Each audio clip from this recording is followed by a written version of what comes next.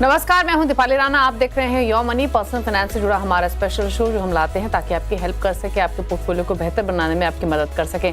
अगर कोई भी सवाल आपके पास है पोर्टफोलियो रिलेटेड, इन्वेस्टमेंट रिलेटेड, आपके गोल्स रिलेटेड, तो आप योर मनी में आकर पार्टिसिपेट कर सकते हैं। नोट कीजिए तरीका कैसे अपने सवाल आप हम तक पहुंचा सकते हैं। 7045220000 हमारा व्हाट्सएप नंबर है। yourmoney@nw18.com हमारी ईमेल आईडी है और साथ ही फेसबुक ट्विटर पर ये शो लाइव जा रहा है, आप देख भी सकते हैं, अपने क्वेश्चन पोस्ट भी कर सकते हैं #AskAwaz yourmoney लिखकर।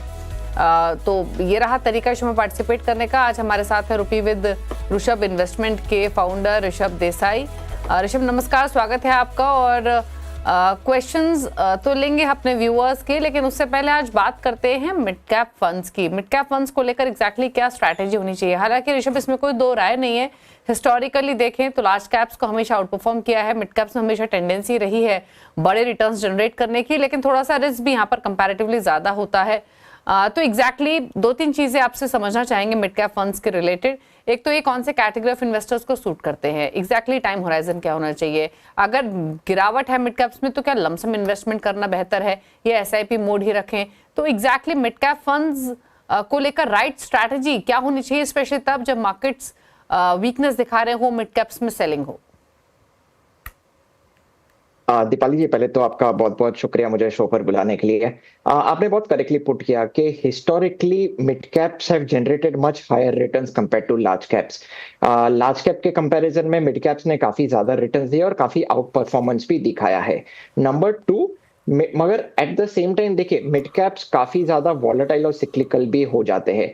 हमने देखा कि पास्ट में के 5 साल 6 साल 7 साल at a stretch mid caps ने एक्चुअली 0% रिटर्न दिया है, मगर जब भी जो सिक्लिकल या फिर जो वॉलेटाइल पीरियड जब खत्म हो जाता है तभी जो बुल रन मिड कैप से दिखा है वो बहुत ही ज्यादा, बहुत ही सुपीरियर बुल रन दिखा है compare to large caps. Number 3, अगर कोई मिड कैप्स में निवेश करना चाह रहा है तो आइडियल टाइम होराइजन 10 साल होना चाहिए। देखिए यूजुअली हम इक्विटी में मिनिमम 5 साल बोलते हैं इन्वेस्टर्स को निवेश करने के लिए, मगर जब आप मिड कैप्स और स्मॉल कैप्स में इन्वेस्टमेंट करते हैं क्योंकि ये ज्यादा वॉलेटाइल और सिक्लिकल हो जाते हैं, तो हम हमारे क्लाइंट्स को और इन्वेस्टर्स को ये रिकमेंड करते हैं आप मिनिमम 10 साल का एक टाइम होराइजन रखें, तो मिड कैप्स में जो ट्रू पोटेंशियल है, जो optimum return generation, true wealth generation return वो दिखने को मिलेगा। नंबर 4, देखिए जब भी आप मिड कैप्स में इन्वेस्टमेंट करते हो, स्पेशली लमसम इन्वेस्टमेंट करते हो, तो कोई भी समय में आप इन्वेस्टमेंट करोगे तो रिटर्न जनरेट नहीं करके देगा। आप स्पेशली हाई वैल्यूएशन में या फिर बुल मार्केट में आप इन्वेस्टमेंट करोगे तो आपको लो और moderate kind of returns expectation रखना पड़ेगा, तो इसमें अनफॉर्चुनेटली इन्वेस्टर डिसअपॉइंट हो जाता है। हम ऐसे रेकमेंड करते हैं कि देखिए अगर कोई लमसम इन्वेस्टमेंट कर रहा है तो जब वैल्यूएशन रीजनेबल हो, चीप हो, तभी आप इन्वेस्टमेंट करिए। अभी देखिए करंटली मार्केट्स वॉलेटाइल है, आंसर इज यस। पीक से निफ्टी का जो इंडेक्स है, निफ्टी 150 इंडेक्स है, वो करीबन 12-13% वो नीचे गिर चुका है, मगर ये प्राइस करेक्शन के साथ साथ वैल्यूएशन करेक्शन हुआ है कि नहीं हुआ है? See my answer is no. Valuation correction हुआ है यस, बट उसका जो लॉन्ग टर्म एवरेज है उसके आसपास नहीं है। अभी भी अगर आप मिड कैप के वैल्यूएशन देखेंगे काफी प्रीमियम पे है, काफी एक्सपेंसिव है, तो मैं ऐसे सजेस्ट करता हूं, देखिए किसके पास 100 रुपीज है तो अभी 25 रुपीज लमसम इन्वेस्टमेंट कर सकते, मगर जो दूसरे जो 75 है वो थोड़े स्टैगर्ड तरीके से आप इन्वेस्टमेंट करें तो बेटर रहेगा, क्योंकि वैल्यूएशन अभी भी एक्सपेंसिव है। तो मेरे हिसाब से डाउन द लाइन जब तक वैल्यूएशन रीजनेबल नहीं हो जाते हैं, returns expectations low to moderate रखना पड़ेगा। This is a very good time कि जिनका एसआईपी चल रहा है तो एसआईपी आप टॉप अप कर सकते हो, मगर एसआईपी बंद कभी भी नहीं करना चाहिए।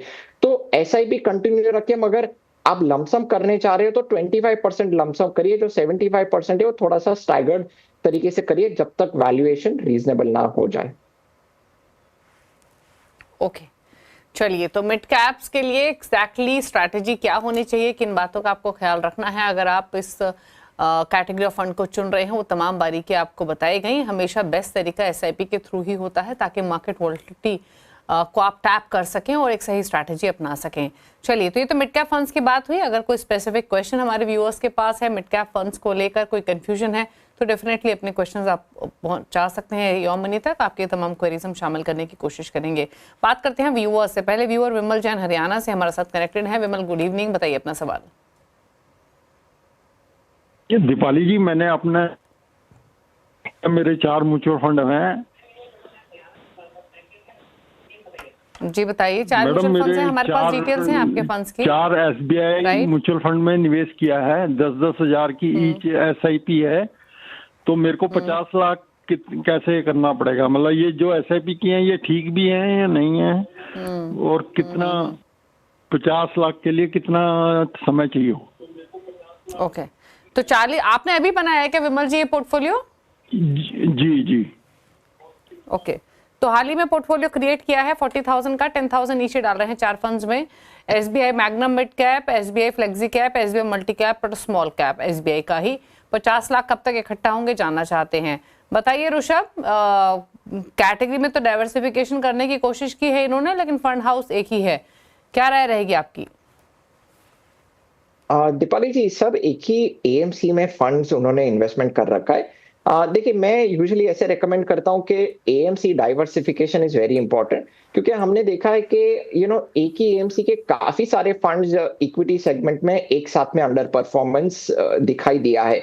सो basically to avoid underperformance और जो कॉन्सेंट्रेशन रिस्क है, मैं पहले तो ये चाहूंगा कि वो अलग अलग AMCs में वो डाइवर्सिफिकेशन करे।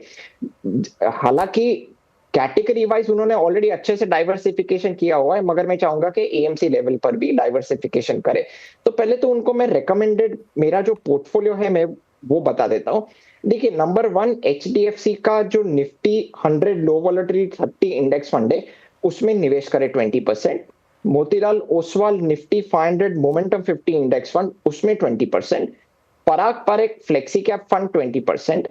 ईडलवाइज मिड कैप फंड 20% और कोटक स्मॉल कैप फंड 20%। क्योंकि उनका लंबा समय है, 10 साल का समय है, तो मैं काफी कंफर्टेबल हूं मिड कैप्स और स्मॉल कैप फंड्स, और मिड कैप और स्मॉल कैप में थोड़ा ज्यादा एक्सपोजर देने का भी मैं काफी कंफर्टेबल हूं, क्योंकि लॉन्ग टर्म में mid and small caps he actually true wealth create करके देंगे। लार्ज कैप्स कंफर्टेबली आपको स्टेबिलिटी, इन्फ्लेशन बीटिंग या फिर FD से 2-3% ज्यादा रिटर्न्स आपको कमा के देंगे। बट एक्चुअली अगर ट्रू वेल्थ क्रिएट करना है तो मिड एंड स्मॉल कैप से अच्छा खासा वेल्थ आप क्रिएट कर सकेंगे। अगर मैं उनका गोल पे आता हूं, देखिए उनका गोल 50 लाख इन 10 ईयर्स। वो 40,000 रुपीज जो SIP कर रहे हैं, assuming 12% CAGR returns for the next 10 years, वो करीबन 92 लाख इकट्ठा कर पा रहे हैं। तो वो गोल अपना 50 लाख का बहुत कंफर्टेबली अचीव कर पा रहे हैं। बस ये पोर्टफोलियो थोड़ा सा चेंज करने की जरूरत है और AMC डाइवर्सिफिकेशन करने की जरूरत है। ओके, तो थोड़े से बदलाव आपको सजेस्ट किए गए हैं। SBI आपके इनफैक्ट जो भी फंड्स है उनसे तो निकलने की सलाह आपको दी गई है। आपका नया पोर्टफोलियो कैसा होना चाहिए विमल जी, वो नोट कर लीजिए। 5 फंड्स रखिए, 15,000 ईच आप डाल सकते हैं हर फंड में। 20% बेसिकली टोटल एलोकेशन का आप डाल के चले, 8-8 हज़ार आप डाल दीजिए, तो भी आप अपने 5 फंड्स में डिप्लॉय कर लेंगे 40,000 रुपीज। 5 फंड्स रखिए जिसमें HDFC Nifty 100 low volatility 30 fund है, Motilal Oswal Nifty 500 momentum, Parag Parekh flexi cap, Edelweiss mid cap और कोटक स्मॉल कैप है। तो 8,000 ईच आप डालिए हर फंड में 40,000 के SIP के हिसाब से। और आपने मेंशन किया था 10 साल में, तो 10 साल में आप लगभग 92-93 लाख के आसपास का कॉर्पस इकट्ठा कर लेंगे। आप तो फिर भी 50 लाख का टारगेट लेके चल रहे हैं, लेकिन ये बदलाव कीजिए, ये नया पोर्टफोलियो क्रिएट कीजिए, ये सलाह है आपके लिए। चलिए बात करते हैं हम अगले व्यूअर से। हमारे साथ सवाल पूछने के लिए सुनील हैं। सुनील कनेक्टेड है इनफैक्ट गुरुग्राम से। सुनील नमस्कार, बताइए क्या सवाल है आपका? नमस्कार मैम, मुझे एक तो अपना पोर्टफोलियो रिव्यू कराना था और दूसरा जो मैं इन्वेस्टमेंट कर रहा हूँ उसको मुझे रिव्यू कराना था। एक तो मैं NPS में मंथली इन्वेस्ट कर रहा हूँ 22K, EPFO में है मेरा 44K और FD में है 20K every month to make emergency fund. और जो मेरा म्यूचुअल फंड का पोर्टफोलियो है उसमें है ICICI Prudential blue chip fund 4,000 rupees, Parag Parekh flexi cap fund 4,000, Nippon India small cap 4,000, Bandhan small cap fund 2,000, Motilal Oswal mid cap fund 2,000 and Bandhan Nifty alpha low volatility 30 index fund, 1,000 rupees. So currently my investment in mutual fund is nearly 18,000 per month, which I am planning to extend it to like 60,000 per month. So मुझे कुछ add करने हैं या फिर कुछ कम करने हैं, तो इस पे थोड़ा सजेशन चाहिए था। ठीक है, क्या सजेशन रहेगा ऋषभ इनके लिए? इन्होंने अपना म्यूचुअल फंड पोर्टफोलियो तो बताया है ही, 15 साल में 5 करोड़ का टारगेट लेके चल रहे हैं। टोटल एसआईपी 15,000 की है और कुछ ट्रेडिशनल इन्वेस्टमेंट्स भी हैं जिसमें आरडी, ईपीएफ और एनपीएस शामिल हैं। क्या राय रहेगी इनके लिए? दीपाली जी, पहले तो उनके गोल पे आ जाता हूँ। देखिए, अज्यूमिंग 12% सीएजीआर रिटर्न्स उनके इक्विटी प्लस एनपीएस में, अज्यूम ये भी कर रहा हूँ कि उनका एनपीएस हेवी है इक्विटी के तरफ, तो करीब करीबन 15 साल में जो 15,000 की जो एसआईपी कर रहे हैं प्लस उनका जो पोर्टफोलियो वैल्यू है 1,25,000 के आसपास, प्लस जो 22,000 जो एनपीएस में कर रहे हैं, वो करीब करीब 1,90,00,000 इकट्ठा कर पा रहे। टू बी वेरी प्रिसाइज 1,93,00,000 वो इकट्ठा कर पा रहे। देखिए, अगर उन्हें 5 करोड़ अचीव करना है इन द नेक्स्ट 15 ईयर्स, तो एसआईपी डेफिनेटली बढ़ानी पड़ेगी टू 1 लाख रुपीस। अगर देखिए वो 1 लाख रुपीस नहीं वन शॉट में नहीं बढ़ा पा रहे, वो ऑलरेडी बोल चुके हैं कि वो 60,000 रुपीस की एसआईपी करना चाह रहे, तो मैं ऐसा रिकमेंड करता हूँ कि 60,000 पे आप 5 to 10% भी एनुअल टॉपअप करेंगे ना, तो भी वो अपना गोल काफी कंफर्टेबली अचीव कर पाएंगे। This is number 1। नंबर 2, अगर मैं उनका पोर्टफोलियो में नजर मार रहा हूं, मैं देखिए 4 मेजर चेंजेस मैं रिकमेंड करने जा रहा हूं। नंबर 1 के जो आईसीआईसीआई का जो ब्लू चिप फंड है उसमें एसआईपी स्टॉप करके पराग पारिक फ्लेक्सी कैप फंड में आप स्विच करिए, क्योंकि ऑलरेडी इतना लंबा समय है। तो मैं चाहूंगा कि क्योंकि पराग पारिक भी लार्ज कैप इंक्लाइंड ही है, प्लस वो यूएस एक्सपोजर भी लेता है, तो मेरे हिसाब से ब्लू चिप फंड को कंफर्टेबली लेट को कर सकते हैं और पराग पारिक फ्लेक्सी कैप फंड को इंट्रोड्यूस करिए। This is number 1। Number 2, SBI का जो मिड कैप फंड है उससे स्विच करके Edelweiss Nifty mid cap 150 momentum 50 index fund आप इंट्रोड्यूस करिए, क्योंकि मिड कैप का जो मोमेंटम फंड है वो काफी स्टेलर परफॉर्मर है, काफी कंसिस्टेंट परफॉर्मर है और काफी सारे मिड कैप एक्टिव फंड्स को भी आउट परफॉर्म कर चुका है। नंबर 3, जो आईसीआईसीआई प्रूडेंशियल कमोडिटीज फंड है वो थीमेटिक सेक्टोरियल फंड में बैठता है। एसआईपी मेथोडोलॉजी शायद से अच्छी तरह से काम ना करे, क्योंकि ये काफी वॉलेटाइल और सिक्लिकल प्रोडक्ट होता है। इसमें प्रिसाइज एंट्री और एग्जिट की टाइमिंग की जरूरत पड़ जाती है। तो मैं ये चाहूंगा कि जो कमोडिटीज फंड है उसको आप रिप्लेस करके आप इन्वेस्को इंडिया कॉन्ट्रा फंड में आप स्विच कीजिए। और चौथा जो फंड है मैं चाहूंगा कि जो स्मॉल कैप फंड है, 2 स्मॉल कैप फंड की जरूरत नहीं है। आप जो स्मॉल कैप फंड है उसमें से आप कंसोलिडेट करके एसबीआई का जो स्मॉल कैप ऑलरेडी आपका एग्जिस्टिंग पोर्टफोलियो में है उसमें आप निवेश करिए। सो ये फिलहाल मेरी चेंजेस है, मगर एसआईपी तो डेफिनेटली बढ़ानी पड़ेगी टू अचीव 5 करोड़। ओके, तो 5 करोड़ के टारगेट को हासिल करने के लिए एसआईपी एलोकेशन इंक्रीज करना पड़ेगा। लगभग 1 लाख रुपए की एसआईपी आपको लगेगी। मौजूदा एसआईपी के साथ आप 2 करोड़ के आसपास की राशि इकट्ठा कर लेंगे। ये आपके लिए सलाह है। बदलाव आपको सजेस्ट किए गए हैं Parag Parikh flexi cap, Edelweiss Nifty mid cap 150 momentum, Invesco India contra, इनको ऐड कीजिए।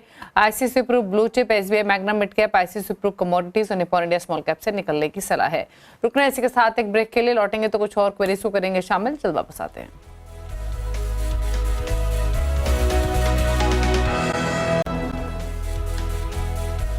आप देख रहे हैं योर मनी। ऋषभ देसाई हमारे साथ बने हुए अभी क्वेरीज को आंसर करने के लिए, और अब बात करते हैं कुछ और क्वेरीज की। तरुण अगले व्यूअर हरियाणा से हमारे साथ कनेक्टेड है। तरुण नमस्कार, पूछिए क्या सवाल है आपका? मैम, मेरी 6,000 रुपए की एसआईपी चल रही है, 5 फंड है मेरे पास, तो मेरा टारगेट 3 करोड़ का है 30 सालों में, तो क्या मैं पूरा कर पाऊंगा इसको? 30 साल में 2 करोड़ का टारगेट है, 6,000 की एसआईपी है और आपके पास 5 फंड्स हैं। तो इन 5 फंड्स में आपने एक ही फंड में 5500 रुपए बताए हैं, डाले हैं 500 आप मतलब मैम 5 फंड है जिसमें मैं 6,000 रुपए डाले हैं। मेरा पराग पारिक में जा रहे हैं 1,500 रुपए और ओके, तो पराग पारिक में आपके पास 1500। ठीक है ठीक है ठीक है तरुण, डिटेल्स हैं हमारे पास। जो डिटेल थी उसके मुताबिक पराग पारिक में सिर्फ 1000 थे, बट 1500 मान लेते हैं जैसे आपने मेंशन किया। मोतीलाल ओसवाल मिड कैप में 1500, क्वांट स्मॉल कैप में 1000 आप डाल रहे हैं निप्पॉन इंडिया स्मॉल कैप और DSP Nifty next 50 index fund में। 6000 की टोटल एसआईपी हो गई इस हिसाब से। 30 में 2 करोड़ का टारगेट है, प्लस बंधन निफ्टी 500 वैल्यू फंड के बारे में भी जानना चाहते हैं ऋषभ। यंग इन्वेस्टर हैं, जल्दी स्टार्ट किया है क्योंकि 22 ईयर्स के हैं, क्या राय रहेगी? दीपाली जी, पहले तो उनको बहुत बहुत बधाई, hearty congratulations. He started his investment journey at a very young age, और वो बहुत ही लंबा टाइम समय विच इज 30 इयर्स वो रख रहे हैं। मतलब वो इमेजिन भी नहीं कर सकेंगे कि आफ्टर 30 इयर्स उनका वेल्थ कितना जबरदस्त क्रिएट हो गया, और वो पावर ऑफ कंपाउंडिंग एक्चुअली वो ये 30 साल में बहुत ही बेहतरीन तरीके से देख पाएंगे। देखिए, उनके पोर्टफोलियो ओवरऑल तो मेरे को काफी अच्छा लग रहा है। देखिए, 2 स्मॉल कैप फंड की जरूरत नहीं है, आप एक ही स्मॉल कैप फंड रखें, नंबर 1।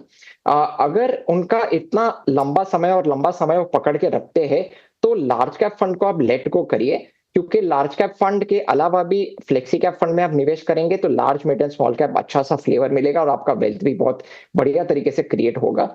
तो मेरा बेसिकली रेकमेंडेड पोर्टफोलियो ऐसा है, आपके एग्जिस्टिंग पोर्टफोलियो में कुछ फंड मैंने लिए, और 1-2 फंड मेरे अपने अपने तरीके से भी नए इंट्रोड्यूस करने की मैं रिकमेंडेशन दे रहा हूँ। नंबर 1, पराग पर एक फ्लेक्सी कैप फंड आप इन्वेस्टमेंट करिए, इसमें 20%। DSP Nifty next 50 index fund में 20%, Invesco India Contra fund 20%, quant small cap fund 20%, और Motilal Oswal mid cap fund 20%। ये 5 फंड में आप 20% ईच एलोकेशन रखेंगे तो मेरे हिसाब से लार्ज कैप, मिड कैप और स्मॉल कैप का भी अच्छा सा फ्लेवर आ रहा है, और आपको वैल्यू और ग्रोथ का भी बहुत ही बढ़िया फ्लेवर आ रहा है। अभी मैं उनके गोल पे आ जाता हूं। देखिए, अज्यूम कर रहा हूं 12% CAGR returns in equity for the next 30 years. वो जो 6000 की SIP कर रहे, वो करीबन 2 करोड़ 11 लाख इकट्ठा कर पा रहे। वो बहुत ही कंफर्टेबली अपना गोल अचीव कर पा रहे 2 करोड़ का। मगर क्योंकि वो यंग है, मैं ऐसा चाहूंगा कि जैसे जैसे उनकी आमदनी बढ़े, एन्युअली SIP 5 से 10% वो टॉप अप करे, तो मेरे हिसाब से बहुत कंफर्टेबली इन्फ्लेशन बीट करके वो वेल्थ क्रिएट कर पाएंगे। ओके, चलिए, तो ये रहे आपके पोर्टफोलियो रिलेटेड सजेशन। आप 2 करोड़ से ज्यादा ही एक्यूमुलेट कर लेंगे, लेकिन इन्फ्लेशन को ध्यान में रखें, स्टेप अप करें ताकि ज्यादा एक्यूमुलेशन आप कर पाए। थोड़े बदलाव आपको सजेस्ट किए गए हैं, वो आप नोट कर लीजिए। बात करते हैं अब एक और क्वेश्चन की। अली का सवाल है दिल्ली से, ईमेल के थ्रू। मंथली SIP 16,500 की है, 15 साल में 1.5 करोड़ का लक्ष्य है। फंड सिलेक्शन कैसा है जानना चाहते हैं। निपॉन इंडिया स्मॉल कैप 3500 रुपए महीना, 2,500 ईच डाल रहे हैं। Quant Multi asset Motilal Oswal mid cap में 2,000 ईच डाल रहे हैं ये। SBI कॉन्ट्रा, कैनरा बुको इमर्जिंग इक्विटी, मेरे एसेट लार्ज कैप और ICICI प्रू इंफ्रास्ट्रक्चर। बताइए इनके फंड चॉइसेस, इनके गोल पर आपकी राय। दीपाली जी, मैं एक ही चेंज करने चाह रहा हूं। मैं बेसिकली जो ICICI प्रूडेंशियल इंफ्रा फंड है उसमें वो SIP स्टॉप करे, क्योंकि वो थीमेटिक सेक्टोरियल फंड है, काफी सिक्लिकल भी है। SIP मेथोडोलॉजी ना करे तो बेहतर रहेगा। और दूसरा, क्योंकि उनका अच्छा खासा लंबा समय है, तो क्वांट का जो मल्टी एसेट फंड है वो उसमें भी मैं चाहूंगा कि वो SIP स्टॉप करे। और ये दोनों जो स्टॉप करेंगे तो जो उनके जो एग्जिस्टिंग फंड्स है उसमें इक्वल प्रोपोर्शन में आप इन्वेस्टमेंट करिए, तो मेरे हिसाब से पोर्टफोलियो वेल डाइवर्सिफाइड बन रहा है।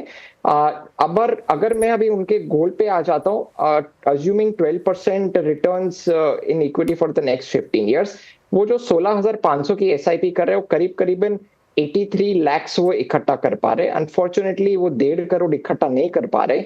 अगर उन्हें 1.5 करोड़ इकट्ठा करना है तो फिर SIP बढ़ानी पड़ेगी to 30,000 rupees per month.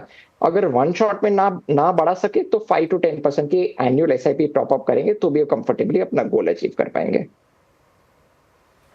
Okay, चलिए, तो ये राय रही आपके पोर्टफोलियो को लेकर। ICICI Pru Infra, Quant Multi Asset से निकलने की सलाह है, बाकी फंड्स में रही बात आपके गोल की, तो 83-84 लाख का कॉर्पस यहाँ पे इकट्ठा कर पाएंगे। अगर आपको अपना गोल हासिल करना है तो 30,000 के आसपास की, माफ कीजिए, आपको SIP लगानी पड़ेगी।